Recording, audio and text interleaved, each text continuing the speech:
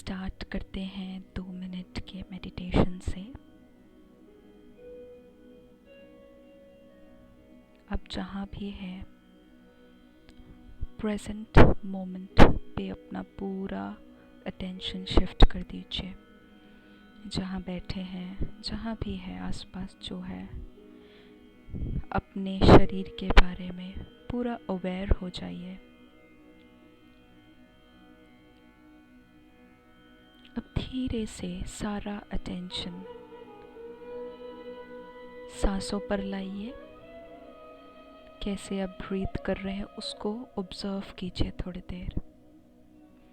आप जैसे सांस ले रहे होंगे, पिक्चर बनते जा रहा होगा सांसों के चलने का।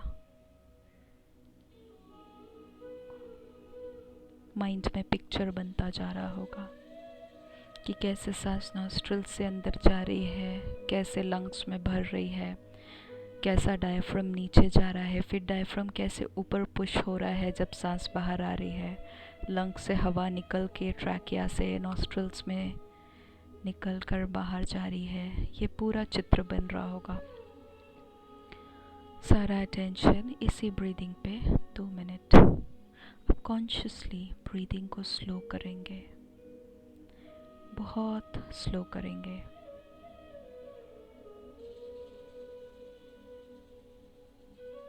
और इसके अवेयरनेस में रहेंगे।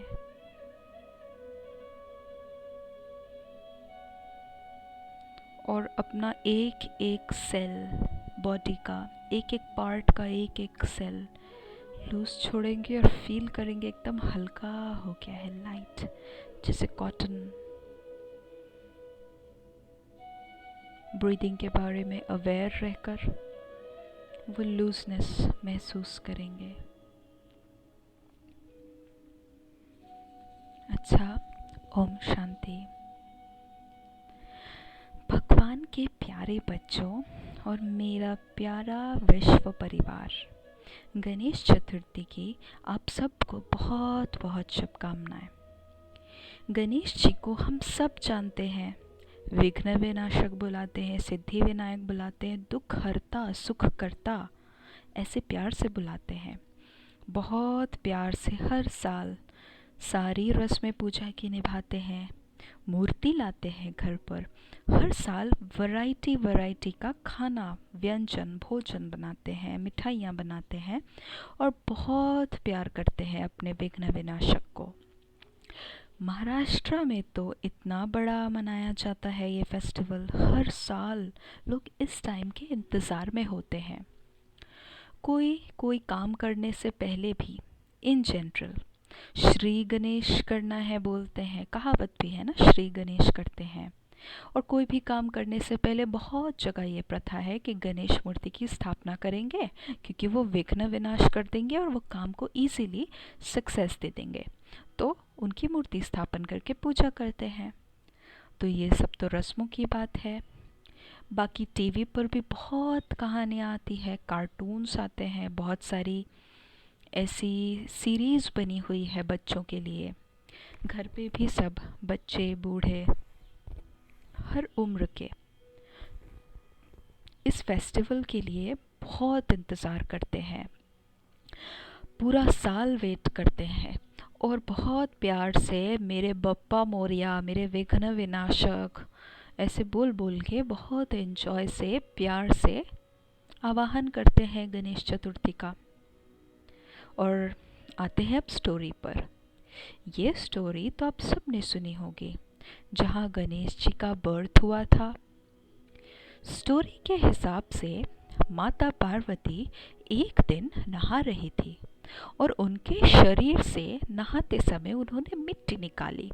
वो मिट्टी इतनी निकली कि उसका उन्होंने पुतला बनाया और उसमें जान डाली और एक बच्चे का पुतला बनाया और उसको अपना बेटा बुलाया। वो नहा रही थी क्योंकि, तो उन्होंने उस बच्चे को रेस्पॉन्सिबिलिटी दी कि आप दरवाजे पे रहो, गार्ड करो और किसी को अंदर मत आने देना क्योंकि मैं नहा रही हूँ। बच्चा गणेश बहुत डेडिकेशन के साथ दरवाजे पे जाता है और गार्ड करने लगता है। उतने में शंकर जी आ गए। उन्होंने अंदर जाने की जिद की। बच्चा बड़े प्यार से अपनी रिस्पॉन्सिबिलिटी निभा रहा था।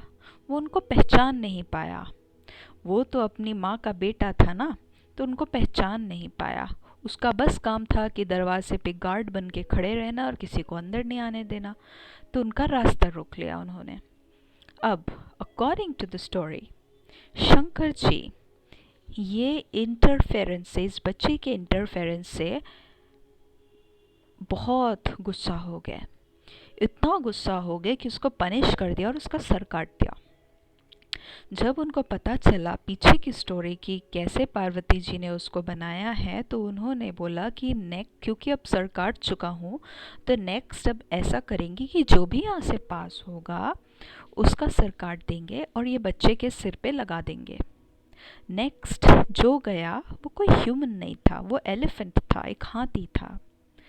तो उसका सर काट दिया और बच्चे के नेक की जगह पे लगा दिया और मानो जैसा बच्चे का रीबर्थ हो गया और उसका नाम दिया गणेश।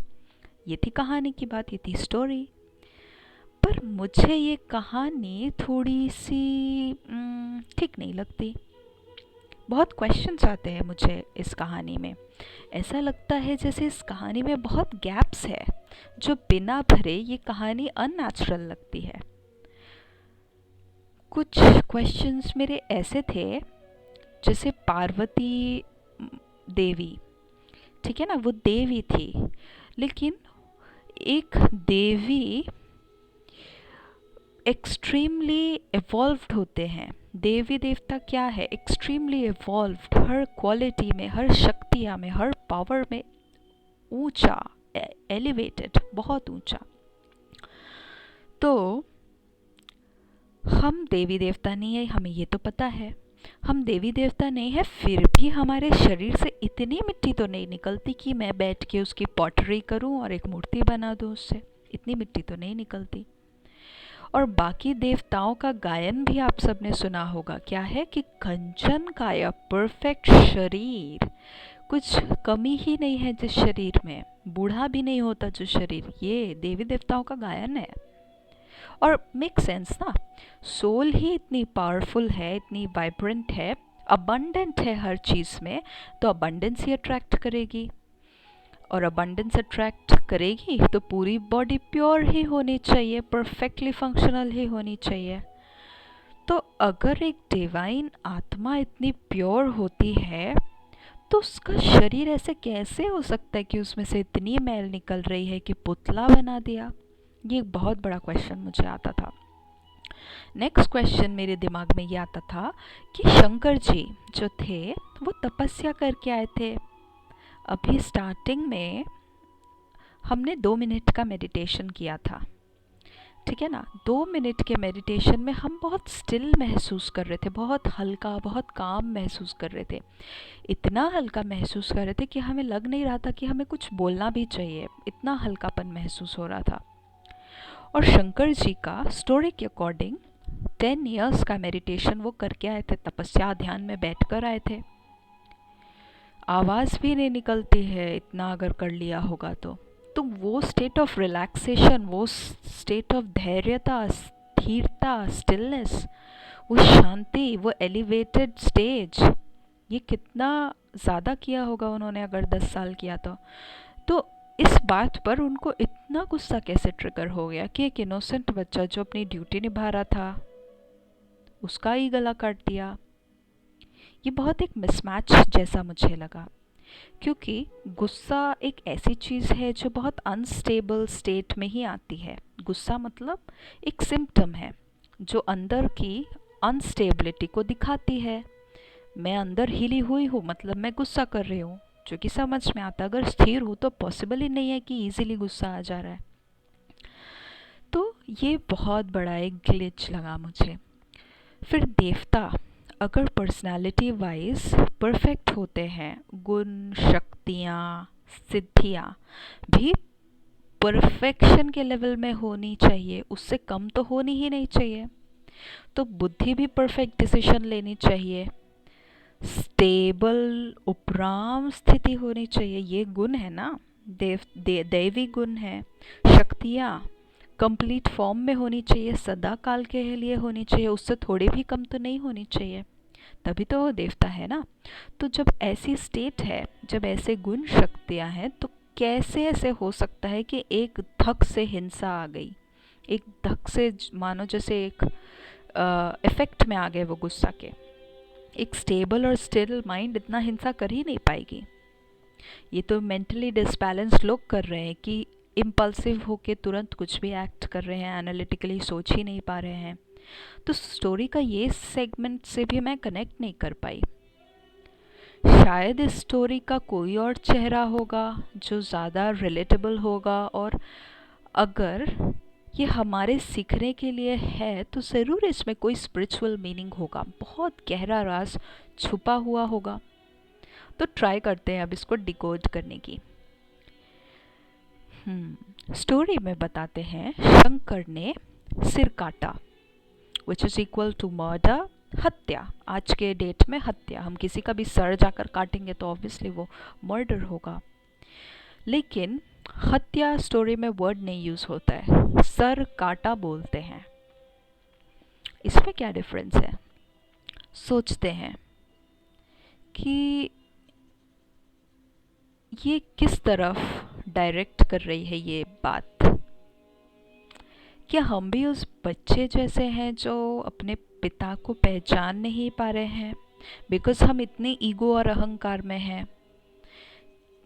तो हम सब ने अपने माइंड्स में अपने लिए बहुत सारी इमेजिंग तो कर रखी है।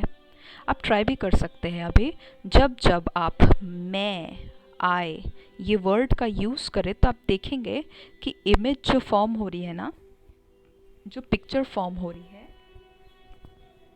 माइंड में, वो एक बॉडी की बन रही है, या वो एक पोजीशन की बन रही है, या कोई प्रोफेशन की बन रही है, यही पिक्चर बन रही है। या हम किसी रिलेशनशिप में अगर डीपली एंगेज्ड है तो उस रोल के हिसाब से, जैसे मैं एक माँ हूँ, मैं एक हस्बैंड हूँ, मैं एक वाइफ हूँ, मैं एक भाई हूँ, किसी भी रिलेशनशिप में डीपली एंगेज्ड है तो वो रोल के हिसाब से पिक्चराइजेशन बन रही है। अब ये पिक्चर ही तो ईगो है, क्योंकि ईगो मतलब क्या? एक फॉल्स इमेज। ईगो मतलब क्या? जो कैपेसिटी को लिमिट करता है। क्यों? क्योंकि मैं अगर वो रोल हूँ, मैं अगर वो प्रोफेशन हूँ, और मैं अगर वो स्पेसिफिक पोजीशन हूँ, तो मैं उसके हिसाब से ही कर्म में आऊँगा, मैं उसके हिसाब से इंटरेक्शन में आऊँगा, और उसको छोड़ के मैं और कुछ नहीं करूँगा। सो हमें ये ईगो मजबूर करता है कि हम बस वही इमेज के अकॉर्डिंग में सोचे और करें और बोले, उससे ऊपर कुछ नहीं, उससे अलग कुछ नहीं। और ये सिर्फ एक इमेज की तो बात नहीं, इतनी सारी इमेजेस, अपनी इतनी फॉल्स आइडेंटिटीज़ बनाकर हम आज चल रहे हैं कि ह्यूमन अपनी ट्रू आइडेंटिटी आज भी ढूंढ रहा है। इतनी फॉल्स आइडेंटिटीज़ बनाकर भी ऐसा लग रहा है जैसे भटक रहा है, वो सेटिस्फाइड नहीं है उस आइडेंटिटी से। तो एक ट्रू डिस्क्रिप्शन सबको जानना है, सही रूप सबको जानना है। तो ये ईगो में आने के कारण, ये इमेजिंग में आने के कारण अपने पिता जो भगवान है, हम उन्हें पहचान नहीं पा रहे हैं। जब वो आए हुए हैं इस सृष्टि पर, हमें उन्हें पहचान नहीं पा रहे। बहुत सारी चीज़ें बुद्धि में ऑलरेडी फीड है, लर्नड है, प्रोग्राम्ड है, बहुत सारी चीज़ें। एक तरीके से न्यू चीज़ें एक्सेप्ट करने का स्कोप ही नहीं छोड़ा है हमने। अब ऐसा टाइम में जब वो पिता आते हैं, ये ईगो के कारण, क्योंकि उसका रिप्रेजेंटेशन स्टोरी में सिर दिखाया है, जो गणेश का सिर था वो बच्चे का, वो दिखाया है। तो जब ये सिर, क्योंकि बुद्धि में ईगो आता है ना, बुद्धि को जैसे हाईजैक कर लेता है ईगो, इमेजिंग सिस्टम हाईजैक कर लेती है, तो इसलिए सिर उसका डिमार्केशन है। तो ऐसे टाइम पे जब वो पिता आते हैं तो ये ईगो के कारण वो सिर भगवान काटते हैं और दूसरा सिर लगाते हैं। तो ये मेक सेंस, हाँ, क्योंकि वो इमेजिंग थी। अब ये इमेजेस सारे रिमूव करके ओरिजिनल कॉन्शियसनेस का image, human to human connection, बस ह्यूमंस और कुछ नहीं, ये इमेज, तो यही सच्ची इमेज होगी। अब यहाँ एक नोट करने की बात आ जाती है कि अगर वो भगवान है, शंकर जी को दिखाया है स्टोरी में कि वो भगवान है, तो उनके पास बहुत पावर्स होनी चाहिए।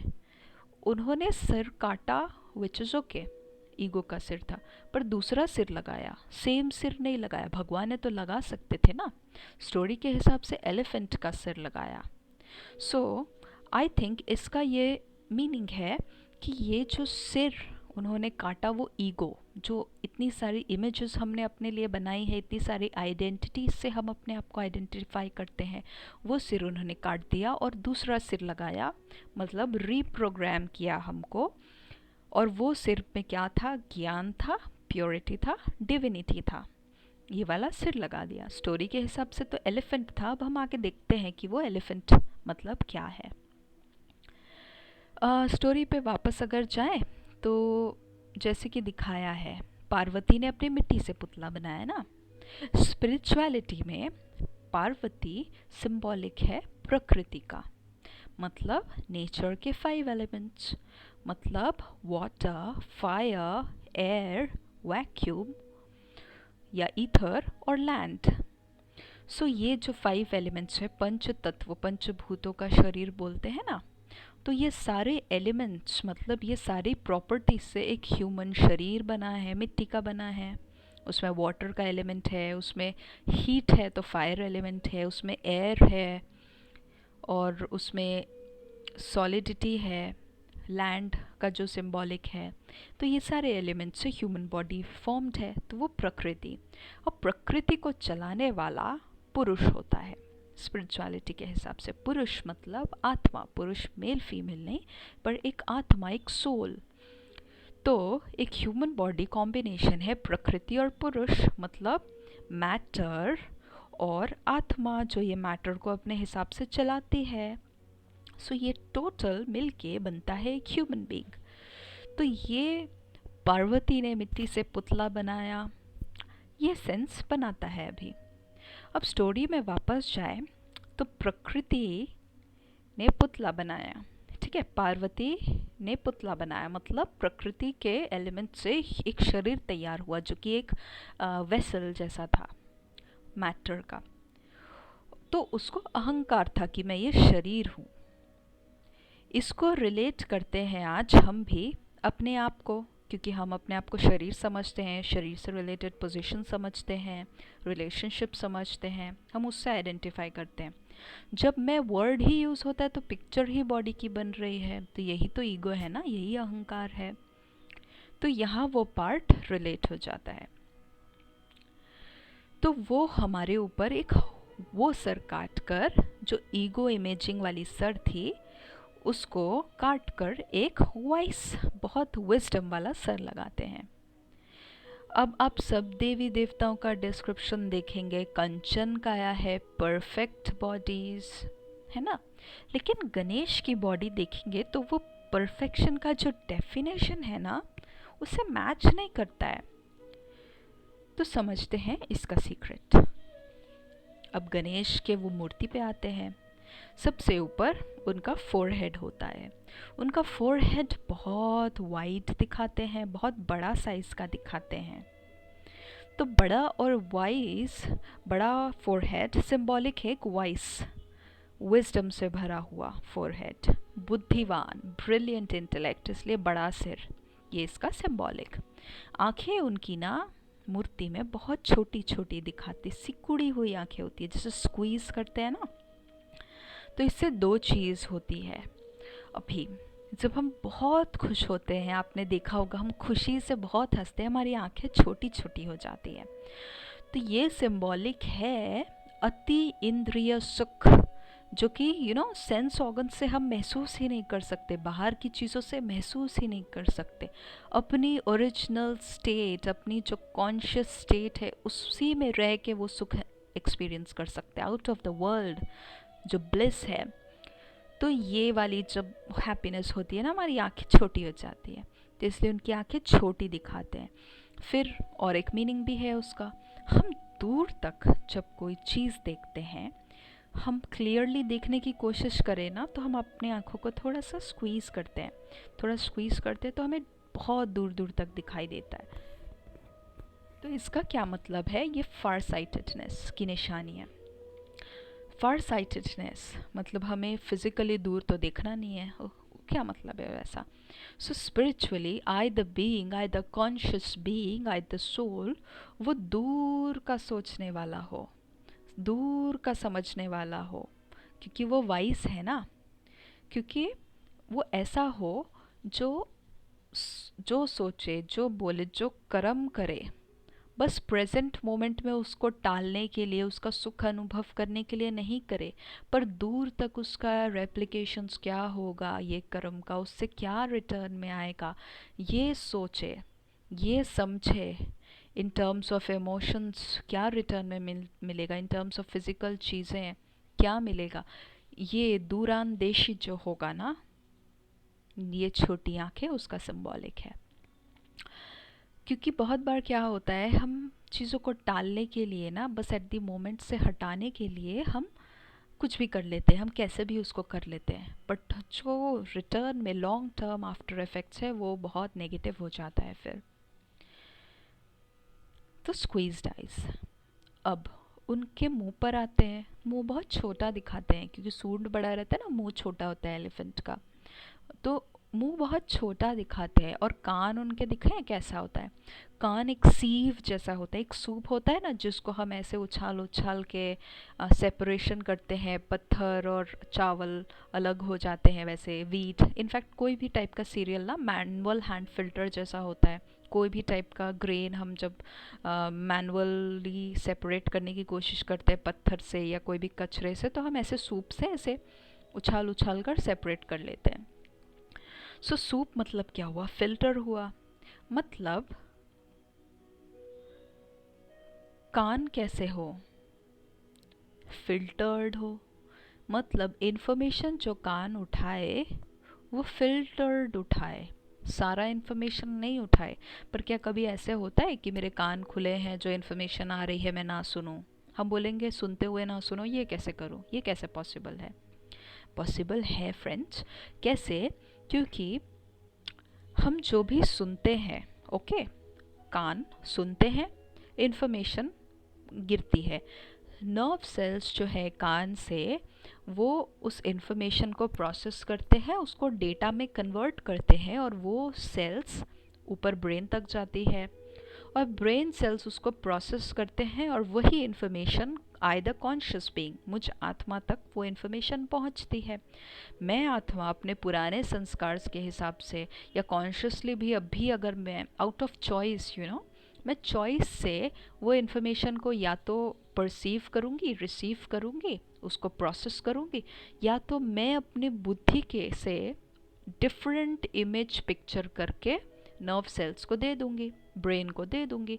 तब क्या होगा? जो बाहर से इन्फॉर्मेशन आई थी, मैंने वो इन्फॉर्मेशन नहीं एक्सेप्ट की, क्योंकि मैंने दूसरी इमेज बना के वो जो इन्फॉर्मेशन आ रही थी ना, वो इन्फॉर्मेशन जो इमेज मुझे दे रही थी, वो उस इमेज को मैंने रिप्लेस कर दिया दूसरा इमेज बनाकर। तो सुनते हुए नहीं सुनने का प्रोसेस ये है। तो फिल्टर्ड सुनो। तो उनका मुंह छोटा मतलब कम बोलो और ज़्यादा सुनो, और जब ज़रूरत नहीं है तो मत भी सुनो। फिल्टर्ड, सीव जैसी आँखें, कान। अब ये पिक्चर को हम रिप्लेस करें, ठीक है? अब क्या हम सुनेंगे?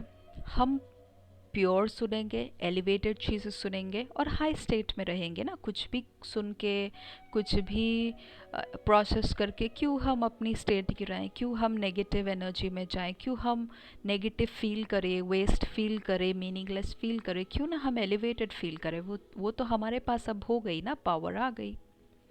हमने भी आदत डाली हुई है ना पहले से कि जो भी एक्सटर्नल इन्फॉर्मेशन आए, अभी हमारे पास इन्फॉर्मेशन के सोर्सेज तो कितने ज़्यादा है, इंटरनेट फ्लडेड है इन्फॉर्मेशन से, तो हमने भी बहुत इनकमिंग करने की आदत डाली हुई है। तो हम क्या होता है, जो इन्फॉर्मेशन आती है क्योंकि हमारी आदत भी है ना, बार बार इन्फॉर्मेशन प्रोसेस करो, तो वही आदत पड़ी है। तो इसका हम कॉन्शियस चेकिंग करके, इनिशियली थोड़ा डिफ़िकल्ट होता है, विड्रॉवल सिम्टम्स भी आते हैं कि ऐसे कैसे ऐसे कैसे, पर कॉन्शियसली प्यार से दूसरी इमेज उसको देकर उसके बारे में फ़िल्टर हम हटा देंगे, नहीं सुनना, ये मेरे लिए काम की नहीं है, मेरी ताकत कम हो रही है, मुझे नहीं चाहिए। तो नेक्स्ट आते हैं उनके दांतों पर। उनका दांत, एक दांत टूटा रहता है, गायन भी है एक दंताय वक्रतुंडाय, है ना। तो एक दंताय मतलब एक दांत, मतलब नो डुअलिटी, दो दांत हुआ डुअलिटी, और एक दांत मतलब नो डुअलिटी, डुअलिटी ही हटा दी। आज इस वर्ल्ड में हर चीज़ डुअल है, हर कुछ डिवाइडेड है, और ये डुअलिटी ही झगड़ों का बेसिस है, बहुत मतभेद है, सारी प्रॉब्लम्स की जड़ ही है ये डुअलिटी। हर बेसिस में डुअलिटी है ना, जेंडर हो, कास्ट हो, क्रीड हो, good bad, higher lower, religion, ये अच्छा है ये बुरा है, ये रिलीजन अच्छा है ये बुरा है। तो हमने बहुत डिफरेंसेस क्रिएट करके बहुत डुअलिटी में जी रहे हैं आज की दुनिया में। और ये डुअलिटी से ऊपर उठना है, अपने आप को सोल समझना, आइदर कॉन्शियस बीइंग। अब सोल का तो कोई धर्म नहीं है, एक जन्म हमने शरीर लिया, शायद मैं एक मुस्लिम घर में रही होंगी, एक दूसरा जन्म लिया जिसमें शरीर बदल गया, वो एक हिंदू घर में है। तो क्या हम डिवाइड कर सकते हैं एक दूसरे को कि हम रिलीजन के बेसिस पे अलग है? किसी भी बेसिस पे हम अलग हो ही नहीं सकते, क्योंकि हर आत्मा, हर सोल सोल है, कोई डिफरेंस ही नहीं है, कोई लेबल ही नहीं है जिस पे। उसका एक ही धर्म है, वो है प्यार, भाईचारा, शांति, शक्ति, प्रेम। ये धर्म बस एक ही धर्म है, उसको ही हमने डिवाइड कर दिया है, डुअलिटी बना दी है इतनी। तो यूनिवर्सल ब्रदरहुड, भाईचारा, पूरी वर्ल्ड एक फैमिली समझना, हम सब आत्माएं हैं, सेम हैं, ये समझना, इक्वालिटी से देखना, ये डुअलिटी से ऊपर होना है। तो डुअलिटी से ऊपर होने का और एक मतलब भी होता है, सुख दुख, ये भी सेम लग रहा है, उपराम स्थिति एक्सपीरियंस हो रही है, तब वो एक दंताया कहला सकेगा। तो ये एक स्पिरिचुअल सिग्निफिकेंस होल्ड करता है। अब गणेश की मूर्ति में जो सूंड है, उस सूंड पर आते हैं। सूंड एक एलिफेंट का दिखाते हैं ना, तो एक एलिफेंट का सूंड बहुत पावरफुल होता है। आपने देखा होगा, वो ट्री उखाड़ देता है, वॉल्स को धक्का दे के तोड़ सकता है, ट्रक खींचता है। आपने देखे होंगे बहुत सारे ऐसे वीडियोस, ट्रक खींच रहे हैं एलिफेंट अपने ट्रंक से, इतनी पावरफुल होती है वो ट्रंक उनकी। और वही सूंड प्यार से, ह्यूमंस जाते हैं ना उनके पास प्यार से, वो प्यार से उठा के अपनी पीठ पर रख लेते हैं। एक बच्चा भी होगा ना, प्यार से उसको उठा लेता है। तो ये सूंड पावर भी सिग्निफाई करता है और सॉफ्टनेस भी सिग्निफाई करता है। तो एक ये स्पिरिचुअल पर्सन की निशानी है, strong and still soft, sensitive लेकिन इमूवेबल।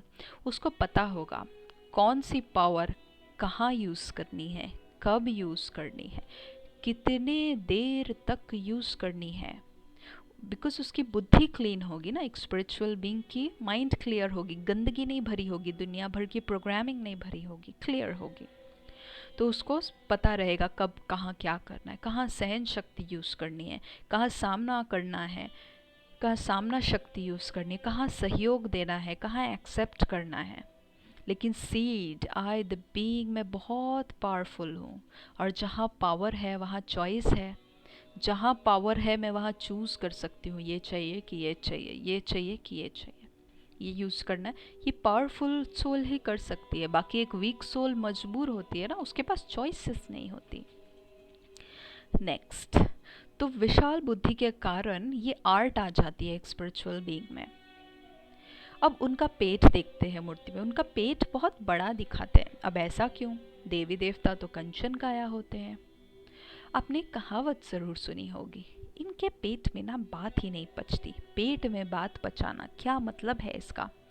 मतलब यहाँ की बातें वहाँ नहीं करना, अपने अंदर समाना, एक्सेप्ट करना, जो जैसा है उसको वैसा ही एक्सेप्ट करना। एक्सेप्ट करना मतलब मन में थॉट्स नहीं चलाना उनके लिए कि ऐसे हैं वैसे, एक्सेप्ट कर लेना ना, ओके ऐसे हैं, सबके साथ रहते हुए सबको एक्सेप्ट करना। ये बड़ा पेट समाने की शक्ति का सिंबॉलिक है। समाना मतलब एक्सेप्ट करने की पावर, एक इवॉल्व्ड सोल की ही निशानी होती है। अब अलंकारों पे आते हैं। उनके 4 हाथ दिखाते, ठीक है। चारों हाथों में, एक में कुल्हाड़ी रहती है, एक में रोप दिखाते हैं, एक में मोदक होता है, और लास्ट हाथ से आशीर्वाद के पोजीशन में आशीर्वाद देता हुआ दिखाते हैं। जो एक्स है, जो कुल्हाड़ी है, वो क्या सिग्निफाई करता है? वो सिग्निफाई करता है एक स्पिरिचुअल बीइंग का ज्ञान, एक विजडम जो भगवान से मिलती है। उस विजडम से अपने दुख दर्द को वो मिटा सकते हैं। अपने कार्मिक अकाउंट्स है ना, जो नेगेटिव वेस्ट कार्मिक अकाउंट्स है, उनको वो फिनिश ऑफ कर सकते हैं। क्योंकि ज्ञान एक कुल्हाड़ी जैसे ख़त्म करने के लिए, बिकॉज जब अंडरस्टैंडिंग आ गई तब इजी हो जाता है। अपने अवगुणों पर, अपने वाइसेस पर, हर वो चीज़ जो मुझे डिस्टर्बेंस में लाती है वो वाइस ही है, वो अवगुण ही है जो मुझे हलचल में लेके आती है ना। तो उसको डिस्ट्रॉय करने की पावर, ज्ञान के एक्स, ज्ञान की कुल्हाड़ी। सो उसको आइडेंटिफाई करते हैं, करके ज्ञान से हम चेंज करते हैं एंड फिनिश कर देते हैं ना, इसीलिए कुल्हाड़ी। नेक्स्ट दिखाते हैं रूप। अब ज्ञान तो है, थोड़ा बहुत मेडिटेशन भी है, लेकिन बिना उसको एक डिसिप्लिन के फॉर्म में, बिना अपने लिए रूल्स बनाए, बिना अपने लिए रूल्स क्रिएट किए, डिसऑर्गेनाइज्ड तरीके से पॉसिबल नहीं है कोई भी चेंज। क्योंकि आप एक फिज़िकल बॉडी भी देख लो, आप उसको डिसिप्लिन में नहीं लाओगे तो वो आपका बॉडी अदरक जैसे कहीं से भी बढ़ जाएगा। तो उसको डिसिप्लिन करना बहुत ज़रूरी होता है। और डिसिप्लिन कोई अलग टेक्निक नहीं है जो बाहर करनी होती है। डिसिप्लिन तो एक क्वालिटी है, बस एक तरीके से, फिक्स्ड तरीके से करने को डिसिप्लिन कहते हैं। सॉर्टेड जहाँ रहते हैं, तो हर चीज़ के लिए चेंज लाने के लिए डिसिप्लिन चाहिए, डिसिप्लिन का गुण चाहिए।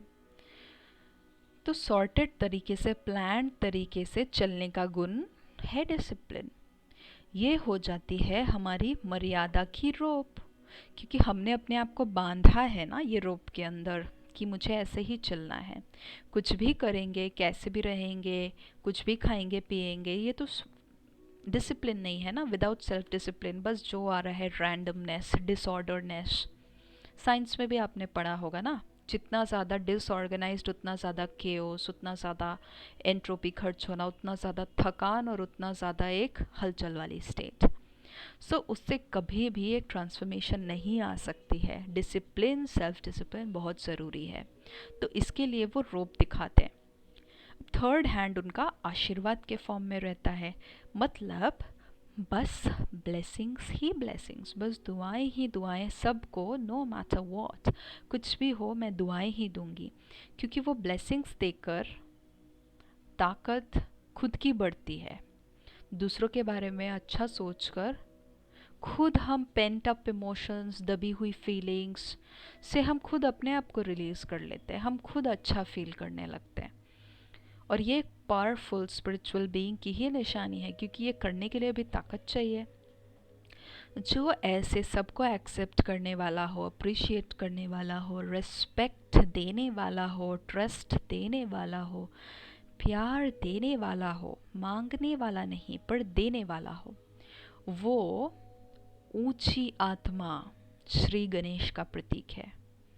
मांग तो आजकल सभी रहे हैं ना, क्या हम भी वही मांगने वाली लाइन में जाकर खड़े हो जाएं और वेट करें कि हमारा नंबर जब आएगा तब हमको मिलेगा?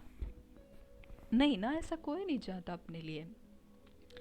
जो उनके पास है वो दिखा रहे हैं, जिसके पास जो है वो शो ऑफ कर रहा है, जिसके पास गुस्सा है वो गुस्सा दिखा रहा है, जिसके पास अहंकार का गुण है, अवगुण है, वो दिखा रहा है, जिसके पास ईर्ष्या का अवगुण है वो दिखा रहा है।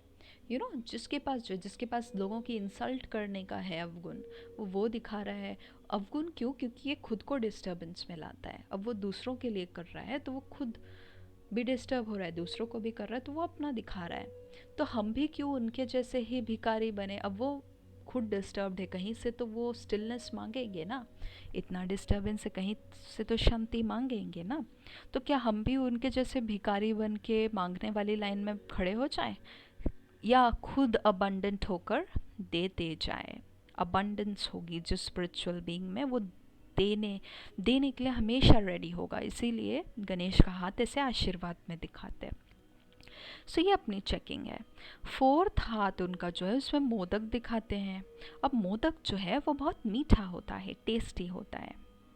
अगर हम इमोशनल एनर्जीज के टर्म्स में बात करते हैं अभी, अगर इमोशनल एनर्जीज में हमने जो भी डिस्कस किया, हम उसका स्वरूप बन जाएं, मतलब हम अपने आप को सेल्फ डिसिप्लिन भी कर ले, हम देने वाले भी बन जाएं हमेशा, हम हर इमोशनल एनर्जी में हम अबंडेंट हो जाए, और ज्ञान से भरपूर हो जाए कि लोगों को बहुत हेल्प मिल रही है। तो जब इतने सारी चीज़ों का स्वरूप बन जाएंगे, तो वो क्वालिटीज़ एंड गुणों के, तो हमको एक्सटर्नली भी लोगों से अच्छी वाइब्रेशंस आएंगी ही ना, वो तो फिक्स है, आएंगी ही। बहुत अप्रिसिएशन भी मिलेंगी क्योंकि आप उन सब से अलग होंगे।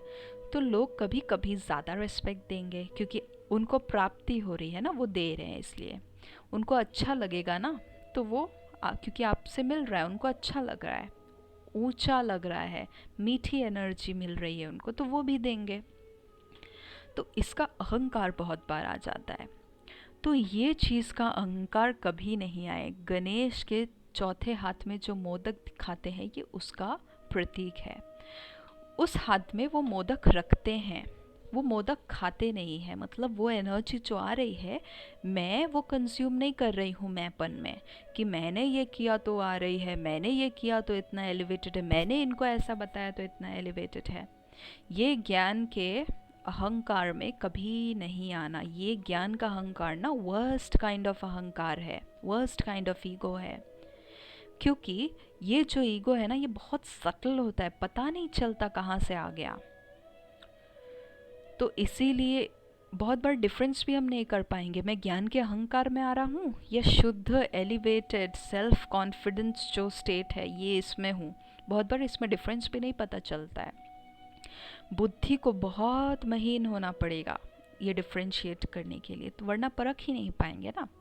और एक बार ज्ञान के भी अहंकार आ गया ना, तो क्या होगा? खुद को ऊंच समझेंगे, दूसरों को नीच और खुद को ऊंच समझने लगेंगे। अब ऊंच नीच में आ गए, वापस वही डुअलिटी जिससे निकल कर इतना ऊंचा बने थे, वापस वही साइकिल में फंस गए। ये साइकिल में फंस गए तो अब जो आप थे वो आप रहोगे नहीं, आप गिर जाओगे।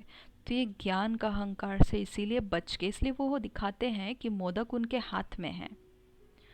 वो खाते नहीं है वो मोदक को, बस हाथ पे रखते हैं, मुंह में नहीं दिखाते हैं। तो मतलब स्वीकार नहीं करना, मैं अच्छा हूँ, मैं एलिवेटेड हूँ, इसीलिए नहीं दे रहे हैं वो इस वक्त अच्छी स्थिति में है इसीलिए दे रहे हैं।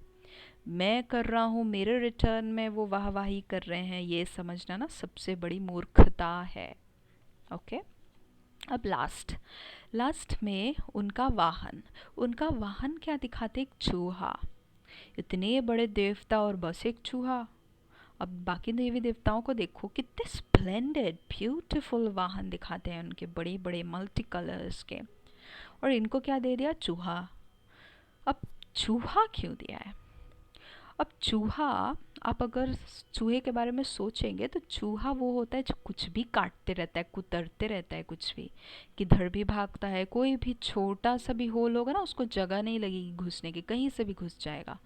और जो काटता है ना चूहा, अगर आपको चूहे ने कभी काटा होगा तो आपने देखा होगा, उसका जो वो काटता है ना, फील नहीं होता है, काफ़ी देर तक कुछ फील नहीं होता है, बहुत देर बाद ना दर्द होता है, पता चलता है अच्छा चूहा काट के गया है। तो चूहा ना हमारी सेंस ऑर्गन्स का सिंबॉलिक है। हमारे सेंस ऑर्गन्स आज कैसे कहीं पे भी चलते रहते हैं, कुछ भी खाना है, कुछ भी स्मेल करना है, कुछ भी सुनना है, कुछ भी बोलना है, कैसे भी रहना है, बस कुछ करते रहो। जैसा चूहा कुछ भी काटता है ना, वैसे कुछ भी कुतर कुतर सेंस ऑर्गन्स बस चलाते रहो। सेंस ऑर्गन्स पे राज ही नहीं है मेरा, सेंस ऑर्गन्स मेरे हिसाब से नहीं चलते, मुझे सेंस ऑर्गन्स चला रहे। ये स्टेट है आज की। अब कुछ भी करेंगे, कैसे भी रहेंगे, कुछ भी सुनेंगे, अपने को स्पेसिफिक तरीके से मेंटली ट्रेन नहीं करेंगे तो क्या होगा, पुराने वही नेगेटिव पैटर्न्स में फंस जाएंगे ना जो बने हुए थे। आप वही पैटर्न्स से उठकर ऐसे बनकर आए हो और फिर से ऐसे लूज छोड़ दोगे तो वापस वही पैटर्न्स में फंस जाओगे, वही इमोशनल पैटर्न्स, वही थिंकिंग साइकिल्स। यही से तो निकालना है ना। तो यही है विकार। मेन विकार क्या है? काम है, लस्ट, कामनाएं, इच्छाएं, काम, क्रोध, लोभ, मोह, अटैचमेंट, अहंकार, ईर्ष्या, नफरत, घृणा, छल करना, आलस्य, ये सब विकार है। अब ऐसे ही कुछ भी कैसे भी करेंगे ना तो ये डोरवेज ओपन हो जाएंगे पुराने पैटर्न्स, और पुराने पैटर्न्स में ये सब तो है ही, काम, क्रोध, लोभ, मोह, अहंकार, ईर्ष्या, नफरत, घृणा, छल, आलस्य, इसी से तो निकल रहे थे ना। तो ये तो वो नेगेटिव पैटर्न्स है जिस पर हम सोचते थे, हर सोच जैसे सोचते थे, जिसके इफेक्ट में आकर हर बोल बोलते थे और हर कर्म कर देते थे, यही वो पैटर्न्स थे। अब क्या होता है, अलबेलापन आ जाता है जब, मतलब कुछ भी कैसे भी करना है, ईजी तो लगता है, स्टेट ऑफ डिसऑर्डर है, मुझे स्पेसिफिक मेहनत तो नहीं करनी पड़ रही है ना, तो अच्छा भी लगता है बहुत देर तक। तो चूहा जब काटता है तो पता नहीं लगता है ना, क्योंकि मेहनत नहीं लगती है, just let it go, free loose छोड़ दो, तो बहुत आराम लगता है। मेरे को ट्रेन ही नहीं करना पड़ रहा है, एक्सरसाइज नहीं करोगे फिजिकल तो बॉडी में दर्द तो होगा नहीं, तो अच्छा तो लगेगा ना। तो इसलिए गणेश को वो चूहे को राइड करता हुआ दिखाते हैं। वो जो चूहा है वो चूहे को अपने हिसाब से चलाते हैं, मतलब पंच इंद्रियों को, सेंस ऑर्गन्स को जैसा चाहे वैसा चलाते हैं। अगेन, जहाँ पावर है वहाँ चॉइस है ही है, वो चूज़ कर सकते हैं कैसे चलाऊं या वैसे चलाऊं। तो ये गणेश का सिंबॉलिक है। क्यों ना हम इस अमेजिंग स्पिरिचुअल पर्सनालिटी, ये स्प्लेंडेड पर्सनालिटी को अपने अंदर एम्बॉडी करके एक लिविंग एम्बॉडीमेंट बन जाए। अच्छा, ओम शांति।